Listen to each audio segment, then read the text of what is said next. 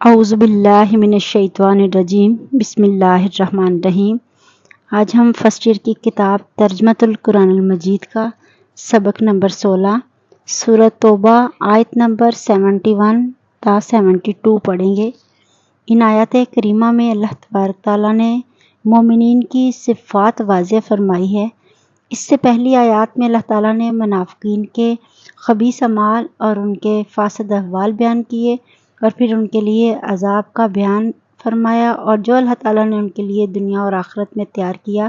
اس کے بارے میں بتایا۔ لیکن ان آیات میں اللہ تبارک تعالیٰ نے مومنین کے اوصاف، ان کے اچھے اعمال، ان کے اجر و ثواب کو بیان کرے جو اللہ تعالیٰ نے دنیا اور آخرت میں ان کے لیے تیار فرمایا۔ چنانچہ مسلمان مرد اور عورتیں ایک دوسرے کے رفیق ہیں، یعنی ساتھی ہیں ایک دوسرے کے، تو اس چیز کی تفصیلاً وضاحت فرمائی۔ بسم اللہ الرحمن الرحیم۔ والمؤمنون اور مسلمان مرد، والمؤمنات اور مسلمان عورتیں، بعضهم ان میں سے بعض، اولیاء رفیق ہیں، بعضن بعض کے، یأمرون حکم دیتے ہیں، بالمعروف نیکی کا یا بھلائی کا، وینہون اور منع کرتے ہیں، عن المنکر برائی سے، ویقیمون الصلاۃ اور نماز قائم کرتے ہیں، ویؤتون الزکوٰۃ اور زکوٰۃ ادا کرتے ہیں، ویطیعون اور اطاعت کرتے ہیں اللہ کی، ورسولہ اور اس کے رسول کی، اولئک یہی وہ لوگ ہیں، سیرحمہم اللہ جن پر عن قریب رحم فرمائے گا اللہ، ان اللہ بے شک اللہ عزیز غالب ہے، حکیم حکمت والا ہے۔ یہاں اللہ تبارک تعالیٰ نے مومنین کے 5 اوصاف بیان کیے کہ وہ ایک دوسرے کے رفیق ہیں، یعنی ساتھی ہیں، بھلائی کا حکم دیتے ہیں اور برائی سے منع کرتے ہیں، نماز قائم کرتے ہیں، زکوٰۃ ادا کرتے ہیں، اللہ اور اس کے رسول کا حکم مانتے ہیں۔ یعنی اللہ تبارک تعالیٰ نے یہاں واضح فرما دیا کہ اللہ تبارک تعالیٰ نے کہ جو خاص بندے ہیں، مومنین ہیں، وہ 5 اوصاف کے مالک ہیں۔ منافقوں اور مخلص ایمان والوں کے اوصاف کو سامنے رکھتے ہوئے عمومی طور پر مسلمانوں کو چاہیے کہ یہ بات اپنے ذہن میں رکھیں کہ اللہ تبارک تعالیٰ نے قرآن پاک میں مسلمانوں کے لیے واضح طور پر بتا دیا کہ کون مومن ہے۔ وہ مومن ہے کہ جو اللہ تعالیٰ کے جو ایک دوسرے کے دوست ہیں، رفیق ہیں، آپس میں دینی محبت رکھتے ہیں، ایک دوسرے کے معین و مددگار ہیں، اللہ تعالیٰ اور اس کے رسول پر ایمان لانے والے ہیں، شریعت کی اتباع کرنے والے ہیں، اور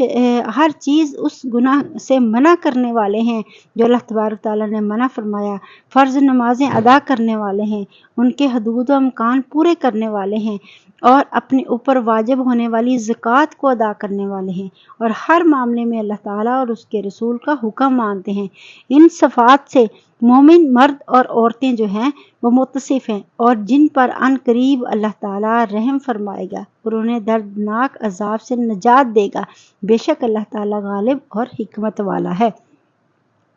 وعد اللہ وعدہ ہے اللہ کا، یعنی اللہ تبارک تعالیٰ نے وعدہ فرمایا مؤمنینہ مسلمان مردوں سے، والمؤمناتی اور مسلمان عورتوں سے، جنات باغوں کا، تجری جس میں بہتی ہیں، من تحتہا الانہار جن کے نیچے نہریں، خالدین ہمیشہ رہیں گے، فیہا اس میں، یعنی اللہ تبارک تعالیٰ نے کیا کیا ہے، اب مسلمان مرد اور عورتوں کے ساتھ جنت کا وعدہ فرمایا ہے جس میں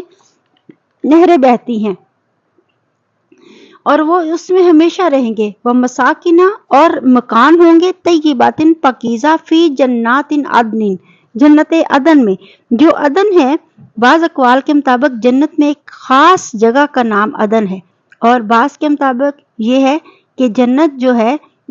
جنت عدن جو ہے عدن جنت کا ہی ایک نام ہے، یا ایک ایسی جنت جو بہت ہی خوبصورت اور انتہائی اچھے انداز میں جو ہے وہ تیار فرمائی ہے۔ حضرت جنت عدن کے بارے میں حضرت انس رضی اللہ تعالیٰ عنہ سے روایت ہے کہ حضور اقدس صلی اللہ علیہ وسلم نے ارشاد فرمایا، اللہ تعالیٰ نے جنت عدن کو اپنے دست قدرت سے پیدا فرمایا، اس کی ایک اینٹ سفید موتی کی بنائی، ایک سرخ یاقوت کی بنائی، ایک سبز موتی کی بنائی، اس کا گارا مشک کا بنایا اور اس کی گھاس زعفران کی بنائی، موتی کی کنکریاں بنائی اور عنبر کی مٹی اس کو لگائی، یعنی انتہائی خوبصورت ہے۔ اور حضرت عبداللہ بن عباس رضی اللہ تعالیٰ عنہ سے روایت ہے کہ رسول اکرم صلی اللہ علیہ وسلم نے فرمایا، جب اللہ تعالیٰ نے جنت عدن کو پیدا فرمایا تو اس میں دو چیزیں پیدا فرمائی جنہیں نہ کسی آنکھ نے دیکھا، نہ کسی کان نے سنا، نہ کسی انسان کے دل میں ان کا خیال آیا۔ پھر اللہ تعالیٰ نے جنت عدن سے فرمایا، مجھ سے کلام کر، اور اس نے کہا قد افلح المؤمنون، کہ بے شک ایمان والے کامیاب ہو گئے، کیونکہ اللہ تبارک تعالیٰ نے ایمان والوں کو جنت عدن عطا فرمانی ہے۔ تو یہاں فرما دیا کہ اس میں وہ ہمیشہ رہیں گے، اور ان کا مسکن کیا ہوگا، یعنی گھر کہاں ہوگا، ٹھکانہ کہاں ہوگا، وہ فی جنات عدن، یعنی جنت عدن میں، ورضوان من اللہ اکبر، اور اللہ کی رضا جو ہے وہ سب سے بڑی چیز ہوگی، یعنی جنت عدن عطا کی گئی اور اس کے بعد اللہ تعالیٰ کی رضا عطا ہوگی۔ کہا کہ جو اکبر سب سے بڑی چیز ہوگی، یعنی جنت عدن میں جب لوگ ٹھہر جائیں گے تو پھر وہاں اللہ کی رضا سب سے بڑی چیز ہوگی۔ ذالک، یہ هو الفوز العظیم، بہت بڑی کامیابی ہے۔ یعنی یہاں یہ بھی بتا دیا کہ اللہ تبارک تعالیٰ نے جب اپنی نعمتیں اپنے بندوں کو عطا کرتا ہے، یعنی جنت کی نعمتوں میں سے سب سے بڑی نعمت یہ ہوگی کہ اللہ تعالیٰ راضی ہوگا، کبھی ناراض نہ ہوگا۔ یہ نعمت تمام نعمتوں سے اعلیٰ اور عاشقان الہی کی سب سے بڑی تمنا ہے، یعنی اللہ تعالیٰ کی رضا، اللہ تعالیٰ کا دیدار، کسی عمل کا بدلہ نہ ہوگا، بلکہ یہ خاص رب تعالیٰ کا عطا ہوگا، عطیہ ہوگا، یہ تحفہ ہوگا جو مسلمان مرد، مومنین مرد اور عورتوں کو عطا ہوگا۔ تو اللہ تبارک تعالیٰ نے جو نیک اعمال کریں گے ان کو یہ عطا ہوگا۔ جب اللہ تعالیٰ کسی سے راضی ہوتا ہے تو فرشتوں میں اعلان فرماتا ہے کہ ہم اس سے راضی ہیں، تم بھی اس سے راضی ہو جاؤ۔ پھر تمام زمین والوں کے دلوں کی میں محبت پڑ جاتی ہے۔ حضرت ابو ہریرہ رضی اللہ تعالیٰ عنہ سے روایت ہے کہ رسول پر نور صلی اللہ علیہ وسلم نے ارشاد فرمایا، جب اللہ تعالیٰ کسی بندے سے محبت کرتا ہے تو جبرائیل علیہ السلام کو ندا کی جاتی ہے کہ اللہ تعالیٰ فلاں بندے سے محبت رکھتا ہے، لہٰذا تم بھی اس سے محبت کرو۔ تو حضرت جبرائیل علیہ السلام اس سے محبت کرتے ہیں۔ پھر حضرت جبرائیل علیہ السلام آسمانی مخلوق میں ندا کرتے ہیں کہ اللہ تعالیٰ فلاں بندے سے محبت فرماتا ہے، لہٰذا تم بھی اس سے محبت کرو۔ چنانچہ آسمان والے بھی اس سے محبت کرنے لگتے ہیں، پھر زمین والوں کے دلوں میں اس کی مقبولیت رکھ دی جاتی ہے۔ اس سے معلوم ہوا کہ اللہ تبارک تعالیٰ جب اپنے بندوں کو پسند فرماتا ہے، ان سے محبت رکھتا ہے، ان کو جنت عطا فرماتا ہے، پھر جنت عدن میں ان کو ٹھکانہ عطا فرماتا ہے، اور پھر اس کے بعد اپنی رضا عطا کرتا ہے۔ اور یہ اللہ تبارک تعالیٰ فرماتا ہے کہ یہ بہت بڑی کامیابی ہے، بہت بڑی کامیابی ہے۔ تو اللہ تبارک تعالیٰ سے دعا ہے